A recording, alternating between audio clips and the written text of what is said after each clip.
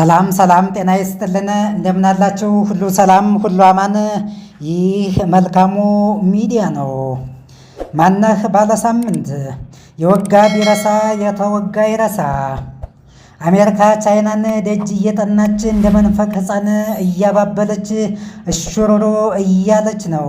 በኳታር የሚገኘው ግዙፉ የአሜሪካ ጦር ሰፈር በኢራን ሃይፐርሶኒክ ሚሳኤል ተመታ። ሩሲያ ሽምግልና መቀመጤ ፋይዳ ቢስ ከሆነ ዋጋ ካጣማ በቃ ለኢራን የኒኩሌር ጦር መሳሪያ ማስታጠቅን ጨምሮ የትኛውንም ያልተቆጠበ ድጋፍ አደርጋለሁ አለች። ኢራን በፓርላማ የሆርሙዝ ወሽመጥን ለመዝጋት የሚያስችለውን ረቂቅ አዋጅ የውሳኔ ሀሳብ ለማሰጠት አዳራሿን ከፍታ ስትመክር ነው የሰነበተች። እናም በቀን 25 ሚሊዮን በርሜል ነዳጅ ከ20 እስከ 30 በመቶ የዓለሚቱ ንግድ ወዲያ ወዲህ የሚልበትን የሚጓጓዝበትን የሆርሙዝ ወሽመጥን ጥርቅም አድርጋ ለመዝጋት መክሮ ዘክሮ በሙሉ ድምፅ ወስኖ ወደ አያቶላህ አሊ ካሜኒ በመላክ የማረጋገጫ የክብር ፊርማቸውን ብቻ እስከሚያኖሩ እየተጠበቀ መሆኑ ታውቋል። ታዲያ ይህንን የሰማችው አሜሪካ ባሰሱ ገሰሱ በንቶ ፈንቶ ሁሉ ድንጉጥ የሆነችው የዓለም ልዕለ ሀያሏ ዩናይትድ ስቴትስ ከቻይና ስርስር እየሄደች አማልጅኝ እያለች እየተብረከረከች ትገኛለች። ቀደም ሲል ከአንደበተ ርቱዕ ኢኮኖሚያዊ፣ ወታደራዊ፣ ፖለቲካዊ አቅሟ ከፈረጠመው ቻይና ጋር በንግድ ጦርነት፣ በታይዋን ጉዳይ፣ በፊሊፒንስ፣ በኢንዶ ፓሲፊክ ጣጣ ፈንጣጣ ሁሉ ስትነታረክ የከረመችዋ ሲበሉ የላኳት አሜሪካ አሁን ደግሞ ቻይናን አማልጅኝ በማለት ፋታ ነስታታለች።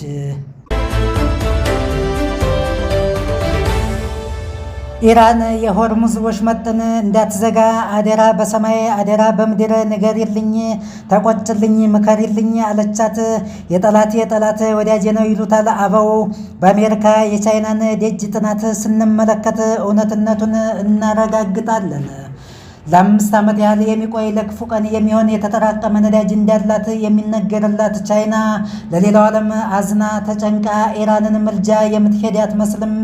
በተለይም ከአሜሪካ መሰሪ ራስ ወዳድ አስመሳይነት አንጻር። በሌላ በኩል የሆርሙዝ ወሽመጥ መዘጋት ለሩሲያ ሰርግና ምላሽ አስረሽ ምቹ ይሆንላታል። በእጅ አዙር ከዩክሬን ጀርባ አድፍጠው ተደብቀው ለ3 ዓመት ተኩል ያህል ጊዜ የተዋጓትን ጠላቶቿን በጥፍ ድርብ ውድ በሆነ ዋጋ በቀጥታም ይሁን በተዘዋዋሪ በአንድም ይሁን በ1001 ምክንያት የነዳጅ ሀብቷን ትቸበችብላቸዋለች። የደራው ገበያን እየሞዛዘቀች ከዛ ከ20 ሺህ በላይ ማዕቀብ የጣሉባትን አሜሪካና አውሮፓ ካዘናዋን ሞልታ ኪሷን አደልባ ትበቀላቸዋለች። ጡንቻዋንም ክራንቻዋንም በዩክሬን ላይ ለማጥበቅ ያግዛታል። ይህንን የተገነዘበችዋ ዩክሬንም በመሪዋ ቮሎዲሚር ዘለንስኪ አንደበት አፍ አውጥታ የዓለም አይኖችም ጆሮዎችም ወደ መካከለኛው ምስራቅ ጦርነት ዞረዋል። በመሆኑም ሩሲያ የምትሰነዝርብኝን ዱላ ወደ ግዛቴ የምታደርገውን ግስጋሴ ችላ ብለውታል በማለት አቤቱታዋን እያቀረበች እያለቃቀሰች ነው። በነገራችን ላይ ሩሲያ ከራሷ ስንቅና ትጥቅ አልፋ ተርፋ ኢራንንም ለማገዝ የትኛውንም ድጋፍ ለማድረግ በራሷ በኢራን ፍላጎት ላይ የተመሰረተ ሆኖ የኒኩሌር የጦር መሳሪያ እስከ ማስታጠቅ የደረሰ ሊሆን እንደሚችል፣ በዚህም የተነሳ እጀ ረዥሞቹ ሴረኞቹ አሜሪካና መላው አውሮፓ ከፍርሃታቸው ብዛት የተነሳ መቀመጫቸው ሳይቀር እያላባቸው መረጣጠብ ጀምረዋል። ብድር በምድር ነው ሳይውል ሳያድር ማነ ባለሳምንት የሩሲያ ነገር። ይህ በእንዲህ እንዳለ ኢራን እንደፎከረችው የበቀል አይን ውስጥ ካስገባቻቸው ከ20 የአሜሪካ የጦር ሰፈሮች መካከል አንዱ በሆነው በኳታር አል ኡዴይድ ወታደራዊ ስፍራ አውዳሚና ኃይለኛ የሚሳኤል ጥቃት መፈጸሟን አስታውቃለች።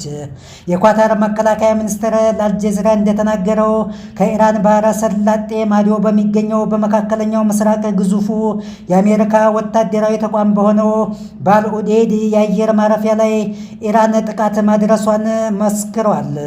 በአካባቢው የዩናይትድ ስቴትስ በኢራን ማጀት ሰተት ብላ ገብታ የፈጸመችውን የአየር ድብደባ ተከትሎ የበቀል እርምጃ ሊወሰድ እንደሚችል ከፍተኛ ስጋት፣ ጭንቀትም እንደነበረ አንድ የምዕራቡ ዓለም ዲፕሎማት ለሮይተርስ አስተያየታቸውን ሰጥተዋል። ከጥቃቱ በኋላ ከአንጀት ይሁን ከአንገት ባይታወቅም ቅሉ ኳታር አሜሪካ እንዳታኮርፍ፣ እንዳትነፋነፍ፣ እንዳታለቃቅስ በማሰብ ይመስላል ኳታር ጭራዋን እየቆላች ሉዓላዊነቴ ተደፍሯል፣ እርምጃ ወስዳለሁ፣ ምንትስ ያዙኝ ልቀቁኝ አብዝታለች አሉ። ድርጊቱንም ስለማውገዟ ሮይተርስ ዘግቧል። በተጨማሪም በኢራቅ የሚገኘው የዩኤስ አይን አል አሳድ የጦር ሰፈርም የጥቃት አደጋ እንዳንዣበበበት ወታደራዊ ምንጮች ገልጸዋል። የዋይት ሀውስና የመከላከያ ሚኒስትር በአልኡዴይድ ወታደራዊ ተቋም ላይ ሊደርስ የሚችለውን ስጋት በቅርበት እየተከታተሉ መሆናቸውን ተናግረዋል። በኳታር የአሜሪካ ጦር ሰፈር የተፈጸመውን የኢራን አጸፋ ተከትሎ ኳታር የአየር ክልሏን ዘግታለች። አሜሪካና እንግሊዝም ዜጎቻቸው ከአደጋ መከላከያ መጠለያ ስፍራዎች አካባቢ እንዲከትሙ ትዕዛዝ አስተላልፈዋል።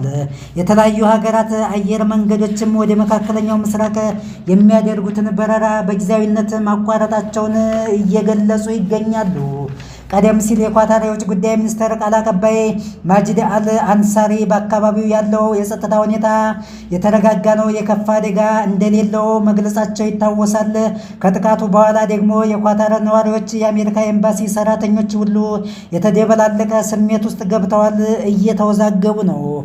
በኳታር የሚገኘው ትልቁ የአልኡዴይድ የጦር ሰፈር በቅርቡ በመካከለኛው ምስራቅ ቀጠና አሜሪካ ላቋቋመቻቸው ከ20 በላይ ወታደራዊ ቤዞችና ከ40 ሺህ በላይ የዘለለ እሳት የላሰ እሳት የጎረሰ እስከ አፍንጫው ታጥቆ ለሚገኘው ሁለንተናዊ ዝግጁነትን ለተላበሰው ሰራዊቷ በጠቅላላ ዋና የጦር ማናዘዣ ይሆናል ተብሎ የነበረውን ከ10 ሺህ የላቀ ወታደር ያስተናግዳል የተባለለትን አይነኬ መሳይ የጦር ሰፈር ነው። እንግዲህ ፋርሳዊቷ ሀገር ኢራን በሃይፐርሶኒክ ሚሳይል ድንብርብሩን ያወጣችው በጭንቅ የዘፈቀችው።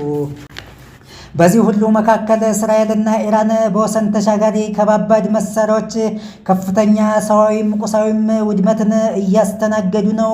ሌላኛው መረጃ ደግሞ ግሪክ የኔቶን ሁለንተናዊ እንቅስቃሴ ሲሰልል የነበረ ኢራናዊን ይዣለሁ፣ ክስም እመሰረታለሁ ብላለች። ሰላዩ በርካታ በሺህ የሚቆጠሩ ፎቶና ቪዲዮ ይዞ ስለመገኘቱም አሳውቃለች። እስራኤል ውስጥም የእስራኤልን ከፍተኛ ጉምቱ ባለስልጣናትን መረጃ በመቃረም ወደ ኢራን ብሔራዊ ዘብ የጦር አለቆች የጦር ሹማምንት ዘንድ ሲልክ የነበረ የኢራን ጆሮ ጠቢ አፈፍ ማድረጓን ተናግራለች። ውድ አድማጭ ተመልካቾቻችን ለዛሬ ያዝንላችሁ መረጃ እዚህ ላይ እናበቃለን። እናንተም ጊዜ፣ ገንዘብ፣ ጉልበት፣ ልብና ጆሮዊ ህሊናችሁን በቅንነት ሰጥታችሁን አብራችሁን ስለዘለቃችሁ እጅግ በጣም እናመሰግናለን። ክብረት ይስጥልን። ሌላ ጊዜ በሌላ መረጃ ዳግመኛ እስከምንገናኝ መልካሙን ሁሉ እንመኝላችኋለን። መልካሙ ሚዲያ ታማኝ የመረጃ ምንጭ